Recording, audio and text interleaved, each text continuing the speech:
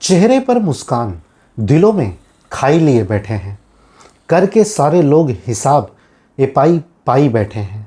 आज वसीयत करने वाले हैं बाबूजी दौलत की। घर में पहली बार इकट्ठे सारे भाई बैठे हैं। नमस्कार दोस्तों, मैं हूं आपका कानूनी सलाहकार अधिवक्ता अनंतपाल।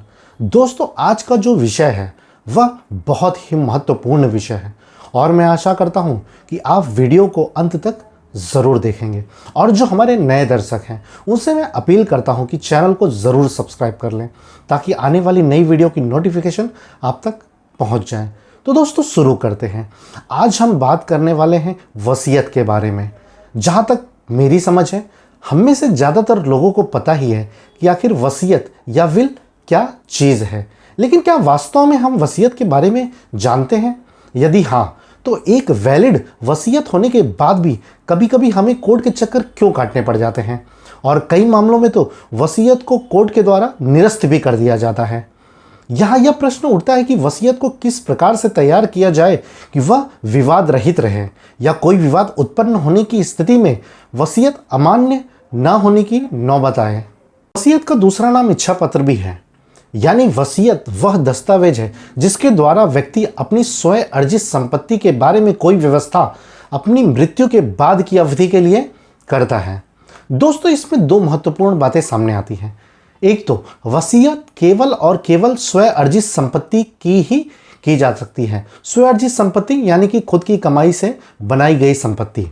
स्वयं अर्जित संपत्ति का ये कतई मतलब नहीं है कि यह संपत्ति वसीयत बनाने वाले व्यक्ति के द्वारा ही बनाई गई हो, बल्कि गिफ्ट या कि दान से पाई गई संपत्ति भी स्वयं अर्जित संपत्ति के अंतर्गत आती है। और तो और किसी व्यक्ति को वसीयत के द्वारा संपत्ति प्राप्त हुई हो तो भी वह स्वयं अर्जित संपत्ति के अंतर्गत आती है, और ऐसा व्यक्ति वसीयत से प्राप्त हुई संपत्ति को भी आगे वसीयत करा सकता है। केवल वह संपत्ति जो कि पूरे परिवार की हो या कि पूर्वजों के द्वारा मिली हो, ऐसी संपत्ति स्वयं अर्जित संपत्ति के अंतर्गत नहीं आ सकती है, और ऐसी संपत्ति के बारे में वसीयत करने का अधिकार उस व्यक्ति को नहीं होता है। इसके अलावा एक महत्वपूर्ण बात यह है कि वसीयत करने वाले व्यक्ति के मृत्यु के बाद ही प्रभावी होती है।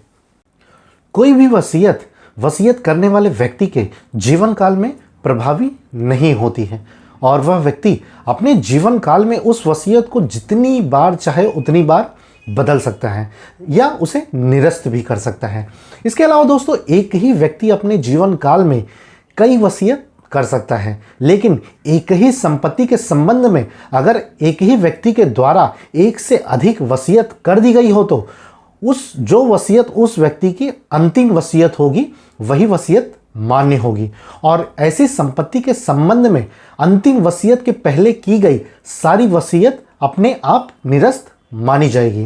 दोस्तों, वसीयत तैयार करने के संबंध में कोई कानूनी प्रक्रिया निर्धारित नहीं की गई है। जैसे कि वसीयत को एक सादे कागज पर भी तैयार किया जा सकता है या फिर उसे स्टैम्प पेपर पर भी तैयार करवाया जा सकता है। लेकिन एक बात यह है महत्वपूर्ण है कि घर पर सादे पेपर पर बनाई गई वसीयत से ज़्यादा मान्य सरकारी कार्यालय या कोर्ट में रजिस्टर्ड वसीयत की होती है।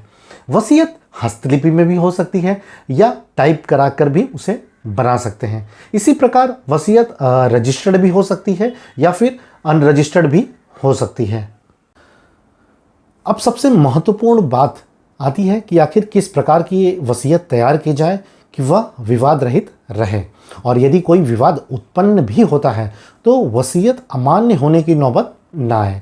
तो कुछ महत्वपूर्ण बातें हैं जो हमें ध्यान रखनी चाहिए वसीयत बनाने के समय। जैसे कि वसीयत जिसके पक्ष में बनाई जा रही है उस व्यक्ति के हस्ताक्षर उस वसीयत पर बिल्कुल भी नहीं होने चाहिए। दोस्तों, इसका कारण यह होता है कि वसीयत जो होती है वह वसीयत बनाने वाले व्यक्ति के इच्छा के अनुसार बनती है, और यदि हितग्राही व्यक्ति यानी कि जिसका नाम उस वसीयत में डाला जा रहा है अगर उसकी संलिप्तता पाई जाती है तो कोर्ट में उस वसीयत को संदेह की नज़र से देखा जाएगा।